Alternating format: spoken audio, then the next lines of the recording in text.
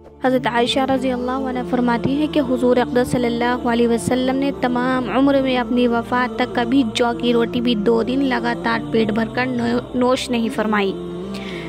یہی حضور صلی اللہ علیہ وسلم کی زندگی تھی۔ 2-4 حدیثوں میں نہیں، سینکڑوں احادیث میں حضور صلی اللہ علیہ وسلم کی زندگی کا یہی نقشہ موجود ہے۔ آج مسلمانوں کے فقر و فاقے کا اس قدر شور ہے کہ حد نہیں، مگر کتنے آدمی ایسے ہوں گے جن کو عمر بھر میں 2 دن بھی پیٹ بھر کر معمولی روٹی نہ ملی ہو۔ شمائل ترمذی کی ایک اور حدیث میں حضرت عائشہ رضی اللہ عنہ کے سارے گھرانے کا یہی عمل نقل کرتی ہیں کہ حضور صلی اللہ علیہ وسلم کے گھر والوں نے حضور صلی اللہ علیہ وسلم کی وفات تک کبھی بھی 2 دن لگاتار جو کی روٹی سے پیٹ نہیں بھرا۔ حضرت ابن عباس رضی اللہ عنہ فرماتے ہیں کہ حضور صلی اللہ علیہ وسلم پر کئی راتیں مسلسل ایسے گزر جاتی تھی کہ حضور صلی اللہ علیہ وسلم کو اور حضور صلی اللہ علیہ وسلم کے گھر والوں کو کھانا میسر نہیں ہوتا تھا۔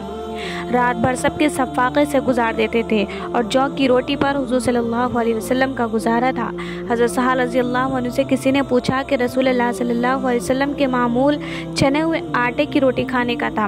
حضرت سہل رضی اللہ عنہ نے فرمایا کہ حضور صلی اللہ علیہ وسلم نے وصال تک چھنے ہوئے آٹے کو دیکھا بھی نہ ہوگا۔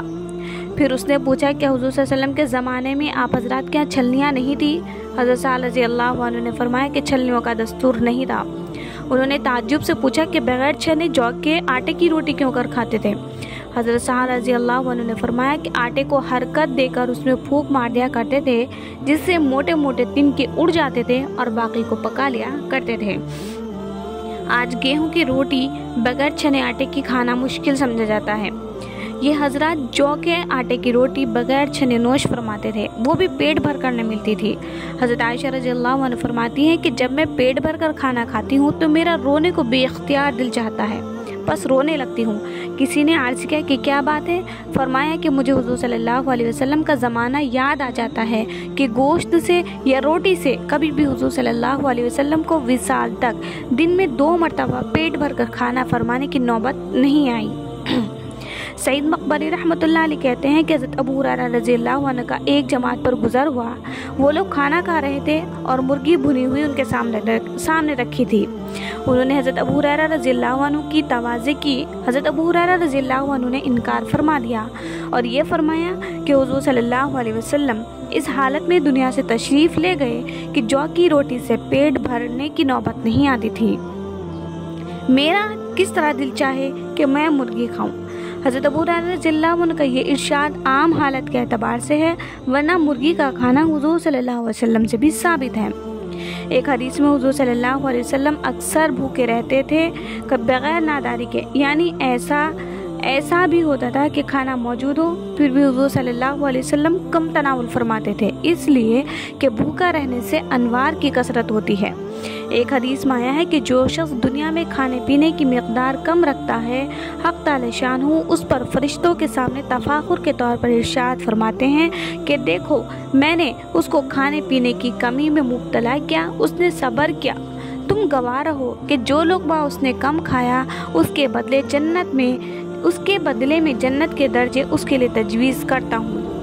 یہ بات ہر جگہ ملحوظ رہنا چاہیے کہ اپنے اختیار سے اتنی کمی ہرگز نہ کرے جو صحت کو مضر ہو، دوسرے دینی کاموں میں نقصان کا سبب ہو۔ اسی وجہ سے روزے میں سحری کو سنت قرار دیا کہ روزے میں ضعف نہ پیدا ہو، اور اسی وجہ سے دوپہر کا سونا سنت قرار دیا کہ رات کے جاگنے میں معین ہو۔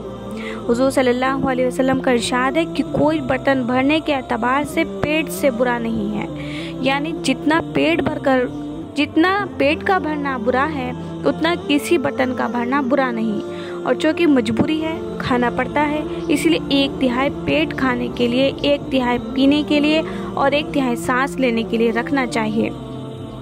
ایک مرتبہ حضرت فاطمہ رضی اللہ عنہ ایک روٹی کا ٹکڑا حضور صلی اللہ علیہ وسلم کی خدمت میں لے کر حاضر ہوئی۔ حضور صلی اللہ علیہ وسلم نے فرمایا یہ کیا چیز ہے؟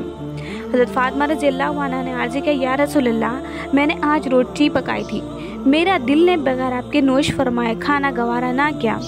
حضور صلی اللہ علیہ وسلم نے فرمایا کہ 3 دن کے اندر یہ پہلی چیز ہے جو تمہارے باپ کے منہ میں جا رہی ہے۔ यानी 3 दिन से कोई चीज़ खाने की नौबत नहीं आई। हुज़ूर सल्लल्लाहु अलैहि वसल्लम का इरशाद है कि दुनिया में जो लोग भूखे रहने वाले हैं, आखिरत में वही लोग पेट भरने वाले हैं। और हक़ ताला शानो को वो शख्स बहुत नापसंद है जो इतना खाए कि बदहज़मी हो जाए। दूसरा फ़ायदा भूखा रहने का यह है कि दिल नरम होता है, जिससे ज़िक्र वगैरह का असर दिल पर होता है। बसा औक़ात आदमी बड़ी तवज्जो से ज़िक्र करता है, लेकिन दिल उससे लज़्ज़त हासिल नहीं करता और न उससे मुतासर होता है।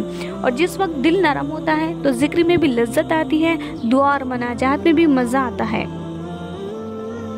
हज़रत सुलेमान दारानी रहमतुल्लाह अलैह कहते हैं कि मुझे सबसे ज़्यादा इबादत में मज़ा जब आता है जब मेरा पेट भूख की वजह से कमर को लग जाए। हज़रत जुनैद बगदादी रहमतुल्लाह अलैह फरमाते हैं कि आदमी हक़ ताला शान के और अपने सीने के दरमियान एक झोली खाने की तैयार कर लेता है और फिर ये चाहता है कि अल्लाह ताला से मुनाजात की हलावत भी नसीब हो। पेट भरने को फ़कीरी की झोली भरने से तशबीह दी है। तीसरा फ़ायदा ये है कि आदमी में आजिज़ी मस्कनत पैदा होती है और अकड़ मकड़ जाती रहती है, जो शरकशी और अल्लाह ताला शान से गफलत का सर चश्मा है। नफ्स किसी चीज़ से भी इतना ज़ेर नहीं होता जितना भूखा रहने से होता है, और आदमी जब तक अपने नफ्स की ज़िल्लत और आजिज़ी नहीं देखता उस वक्त तक अपने मौला की इज़्ज़त और उसका ग़लबा नहीं देख सकता। आदमी को चाहिए कि कसरत से भूखा रहे ताकि ज़ौक़ से अपने मौला की तरफ मुतवज्जा रहे। यही वजह है कि जब हक़ ताला शान ने हुज़ूर सल्लल्लाहु अलैहि वसल्लम पर ये पेश फरमाया कि मक्का मुकर्रमा की सारी ज़मीन सोना कर दी जाए, तो हुज़ूर सल्लल्लाहु अलैहि वसल्लम ने अर्ज़ किया, या अल्लाह, ये नहीं बल्कि मैं तो ये चाहता हूँ कि एक दिन भूखा रहूँ और एक दिन खाऊँ, ताकि जिस दिन भूखा रहूँ तो सब्र करूँ और तेरी तरफ आजिज़ी करूँ और तुझसे मांगूँ, और जिस दिन खाऊँ उस दिन तेरा शुक्र अदा करूँ।